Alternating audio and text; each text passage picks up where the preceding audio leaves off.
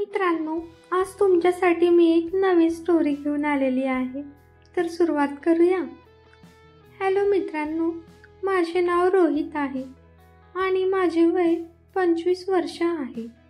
मी दिसायला एकदम ठीकठाक आहे. मित्रांनो, मी आज तुम्हाला सर्वांना एक खरी गोष्ट सांगायला चाललो आहे, जी माझ्याबरोबर काही काळापूर्वी घडली होती. मित्रांनो, मी MBA केले आहे आणि मी सरकारी नोकरीसाठी घरी बसून अभ्यास करत होतो. आजकाल सोशल साईटचा जमाना आहे आणि इंटरनेट सगळीकडे आहे आणि त्याने सर्वांचे जीवन बदलले आहे. मी खरे बोलतो ना? आता मी सरळ तुम्हाला माझी आजची गोष्ट सांगतो. मित्रांनो, माझी एक वहिनी थोडी दूरच्या नात्याची आहे, पण आमच्यामध्ये घरासारखे संबंध आहेत आणि आम्ही त्यांच्याकडे येत जात होतो. त्यामुळे आमच्याकडे त्यांचे आणि त्यांच्याकडे आमचे फोन नंबर होते. एक दिवस वहिनीचा मेसेज आला आणि ती म्हणाली की तू व्हॉट्सअप वापरतोस का? आणि मी मनातल्या मनात म्हणालो की काय फालतू प्रश्न विचारत आहे, तिला दिसत नाही का? मग मी म्हणालो की हो, मी वापरतो. आणि मग ती म्हणाली की मग तर खूप मजा येईल. मित्रांनो, मला तिच्या बोलण्याचा काही अर्थ समजत नव्हता. मी सांगतो की माझी वहिनी दिसायला खूप सुंदर होती आणि मी नेहमीच मनातल्या मनात विचार करत होतो की माझ्या भावाला असली सुंदर वहिनी कुठून मिळाली. आणि मी जेव्हा तिला भेटायचो तेव्हा माझ्या मनात तिच्याविषयी वाईट विचार येत होते. आणि का येणार नाही, ती होतीच इतकी सुंदर. मित्रांनो, ती जेव्हा मला भेटायची तेव्हा कधी माझा हात पकडायची तर कधी मला इशारा करायची आणि नेहमी काही ना काही कारण शोधत होती. पण मी तिच्याकडे जास्त लक्ष देत नव्हतो.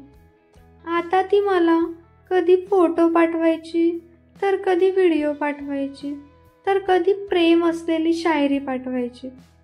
आणि आता माझ्या मनात शंका येऊ लागली होती की काहीतरी गडबड आहे. एक दिवस ती माझ्याबरोबर बोलत होती आणि तिने मला अचानक विचारले की तुझी कोणी गर्लफ्रेंड आहे का? मी तिला लगेच नाही म्हणालो. आणि मग ती मला म्हणू लागली की तू माझ्याबरोबर खोटं बोलत आहेस. जर तुला सांगायचे नाही तर ठीक आहे. तर मी तिला परत एक वेळा सरळ नकार दिला. मग ती म्हणाली ठीक आहे, आणि जर कधी बनली तर मला अजिबात लाजू नकोस, मला सांग. मी म्हणालो ठीक आहे. मग एक दिवस त्यांनी मला सांगितले की तू लग्न करून टाक. मी तिला विचारले की तुम्ही मला हे का सांगत आहात? तर मी म्हणाली असेच तू करून टाक. मग मी तिला खूप विचारले. मग मी म्हणालो की मला सांग, मी लग्न करून काय करू? ती म्हणाली की लग्न करून तुझ्या जीवनासाठी बरोबर मजे कर, मुलांना जन्म दे आणि काय. मग मी म्हणालो की ठीक आहे, तुम्ही माझ्यासाठी इतका विचार करीत आहात. आणि मग मी म्हणालो की नाही, एक वेळा माझी नोकरी लागू दे, तोपर्यंत मी माझ्यावर कंट्रोल करेन.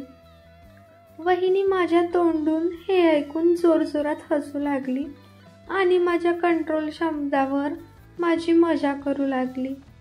मग मला तिचा मेसेज आला आणि त्यामध्ये लिहिले होते की तुला या कामामध्ये माझी काही मदत हवी असेल तर प्लीज मला सांग. मला वाटले की ती माझ्या लग्नाबद्दल बोलत असेल. मग माझे तिच्याबरोबर खूप बोलणे होऊ लागले आणि आम्ही हळूहळू खूप जवळ येऊ लागलो.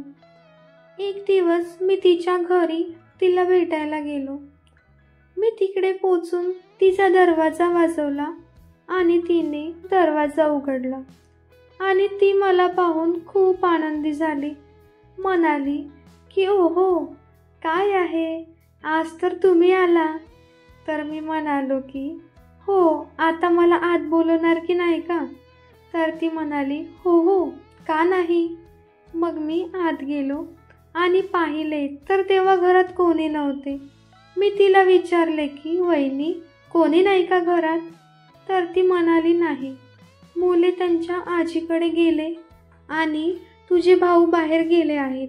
आणि तिच्या तोंडून हे ऐकून माझ्या मनात लाडू फुटू लागले, कारण इतके दिवस फोनवर बोलून मला समजले होते की तिला काय हवे आहे. आणि हा विचार करत करत मला हसू आले आणि मला हसताना पाहून ती म्हणाली की असे का हसत आहेस? मी म्हणालो काही नाही, असेच. आणि मग ती म्हणू लागली की काही गोष्ट तर जरूर आहे जी तू माझ्याकडून लपवत आहेस. पण मी परत एक वेळा नाही म्हणालो. आणि मग ती म्हणाली की बघ, आज तुला चांगली संधी आहे. जे तू कधी केले नाहीस ते आज करून टाक. तिच्या तोंडून हे ऐकून मला काही करण्याची संधी मिळाली आणि मला समजले होते की मला आता पुढे काय काय करायचे आहे. मग ती म्हणाली की चल, तू आधी हातपाय धु आणि थोडे खाऊन घे. तू खूप दुरून आला आहेस, तू दमला असशील. मी म्हणालो ठीक आहे आणि मी सरळ बाथरूममध्ये गेलो आणि मग हातपाय धुवून काही वेळाने बाहेर आलो आणि मग मी जेवण घेतले. मग मी तिच्याबरोबर बोलू लागलो, पण मला कधी झोप लागली मला समजलेच नाही. आणि मला जेव्हा जाग आली तेव्हा मी पाहिले की वहिनी लाल रंगाची साडी नेसून काय मस्त दिसत होती. ती आता आंघोळ करून बाहेर आली होती आणि तिचा रंग एकदम चमकत होता. ती एकदम दुधासारखी गोरी पान दिसत होती आणि तिचे फिगर एकदम चमकले होते. मी तिला भुक्या वाघासारखा पाहत होतो. आता माझी नजर सरळ तिच्या भरलेल्या भागांवर गेली आणि मी तिचे ब्लाऊज पाहिले. मनातल्या मनात विचार करू लागलो की तिचे आंबे किती मोठे आहेत आणि मी तिला याआधी अशा अवतारात पाहिले नव्हते. मग मी तिला म्हणालो की वा वहिनी, तुम्ही काय कमाल दिसत आहात. ती माझे ऐकून हसली आणि माझ्याकडे पाहून हसत म्हणाली की हे सर्व तुझ्यासाठी तर आहे आणि तू मला सांग, मी तुझी आता काय मदत करू. असे बोलत ती माझ्या शेजारी बसली आणि तिने तिचे मुलायम हात माझ्या गालावर ठेवले. आणि हे सर्व पाहून माझी पॅन्ट थोडी वर होऊ लागली. हे तिने पाहिले आणि मला ती म्हणाली, याला का इतकी सतवत आहेस, याला बाहेर काढ, मी मदत करते. आणि असे म्हणत तिने माझ्या अस्तित्वावर हात ठेवला आणि त्यामुळे आता तर जणू एक करंट लावू लागला आणि त्यामुळे माझा बाबूराव सरळ जागा मिळत नव्हती. मला पाहून तिने पटकन माझ्या जीन्सचे बटन उघडले आणि माझा अस्तित्व तर आता पूर्ण रीतीने ताटून उभा होता आणि लढाई करायला तयार होता. मग तिने त्याला काही वेळ पाहिलं आणि ती मनातल्या मनात खूप खुश होत होती. माझा बाबूराव पाहून तिच्या चेहऱ्यावर एक वेगळी चमक आली होती आणि ती मला म्हणाली की खूप दमदार दिसत आहे. मित्रांनो, तिच्या तोंडून हे ऐकून मला राहवले नाही आणि मी तिला पटकन पकडले. मग मी तिला किस करू लागलो आणि मी तिला 5 मिनिटे किस केली आणि मग ती मला म्हणाली की तू तर मला खूप भुकेला दिसत आहेस. मग मी तिला म्हणालो की हो, तुम्ही मला खूप वाट पाहायला लावलीस. आणि मग ती म्हणाली की आता वाट बघणे बंद झाले आहे आणि मग का थांबला आहेस. मग मी म्हणालो की हो, आणि मग तिला हे बोलून परत एक वेळा पकडले आणि किस करू लागलो. मग मी तिला कधी मानेवर, तर कधी डोक्यावर, तर कधी कपाळावर किस करू लागलो आणि ती माझं अस्तित्व हळूहळू हलवू लागली आणि तिच्या हातात घेऊन मूठ मारू लागली. आता तो पूर्ण रीतीने ताटला होता आणि तिचे भरदार शरीर पाहून हळूहळू झटके देत होता. हा माझा पहिला अनुभव होता आणि मी काही वेळाने बिंदाची पिचकारी सोडली. मग वहिनी मला हसत म्हणाली की ठीक आहे, हा तुझा पहिला अनुभव होता ना, म्हणून तुझ्याबरोबर असे घडले. मग मी परत एक वेळा तिला किस करू लागलो आणि एका हाताने तिला वरून मोकळे करू लागलो आणि दुसऱ्या हाताने तिचे अस्तित्व स्पर्श करू लागलो. त्यामुळे आता वहिनी पण हळूहळू गरम होऊ लागली होती. तिच्या तोंडातून ओम उफ अशा प्रकारे आवाज येऊ लागले होते. मी तिला वरून मोकळे करून टाकले व भरगच्च भागाचा आनंद घेऊ लागलो. ते खूप मोठे आणि मस्त आणि मुलायम होते. वहिनीचा जोश आता वाढू लागला होता आणि मी तिचे भरलेले दाबू लागलो होतो आणि आता आम्ही दोघेही आनंद घेत होतो. तिने माझा टी-शर्ट काढला आणि मला वेड्यासारखं किस करू लागली. मला धक्का देऊन बेडवर झोपवले. तिने स्वतःला आता पूर्णपणे मोकळे केले आणि माझा अस्तित्व बाहेर काढला. ती त्याला असं बघत होती की जसे पहिल्यांदाच बघत आहे. मग तिने हातात घेतला आणि खाली बसली. आता ती त्याचा स्वाद घेऊ लागली होती. ती म्हणाली, तुझा तर खूप गोड आहे रे, आणि मीही हसू लागलो. असेच करत मी पुन्हा एकदा आनंद घेतला. ती माझ्या समोर एकदम मोकळी होती. काय मस्त फिगर होते तिचे आणि तिची पाकळी तर काय सांगू. मग ती म्हणाली, तू आता माझ्या अस्तित्वाचा स्वाद घे आणि माझी दुसरी इच्छा पूर्ण कर. मी तिच्यावर तुटून पडलो आणि वेड्यासारखा स्वाद घेऊ लागलो. ती तर सरळ 7व्या आकाशात पोचली आणि खूप आवाज काढू लागली. उस अशा प्रकारे ती वेगवेगळे आवाज काढू लागली.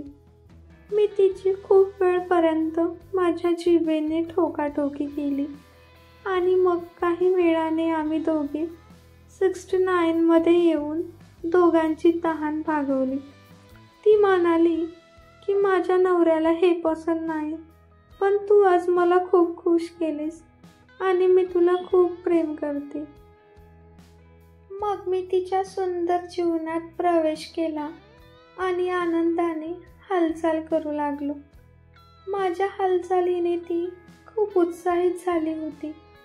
ती मागे पुढे होत होती. मग मी जास्त हालचाल करू लागलो. आता तिला मजा येऊ लागली आणि ती माझ्या ओठांवर जोराने किस करू लागली. ती माझा जोश वाढवू लागली. मी जोर जोराने आत बाहेर करू लागलो. तिला पण मजा येऊ लागली. अखेर आमची धडपड काही वेळात मंदावली. मी तिच्या जीवनात सुखाचे रंग भरत शांत झालो. मी खूप दमलो होतो. माझे शरीर कापत होते आणि मी तिथेच तिच्या शेजारी झोपलो. ती मला म्हणाली, तू माझ्या सर्व इच्छा आज पूर्ण केल्या आहेस. तर मी म्हणालो, मला पण माझ्या ह्या पहिल्या अनुभवात खूप मजा आली. मग आम्ही दोघांनी आंघोळ केली आणि मग बाहेर येऊन कपडे घातले. मग TV पाहू लागलो. मग मी माझ्या वहिनीला खूप वेळा आनंद दिले आणि तिने मला सर्व रीतीने सुख दिले, कारण मी दरवेळी वेगवेगळ्या रीतीने तिला आनंद देत होतो आणि ती माझ्यामुळे खूप संतुष्ट होती. मी पण तिला आनंद देऊन खूप खुश होतो. मित्रांनो, तुम्हाला जर ही स्टोरी आवडली असेल तर व्हिडिओला लाईक करा, चॅनलला सबस्क्राईब करा आणि जास्तीत जास्त शेअर करा.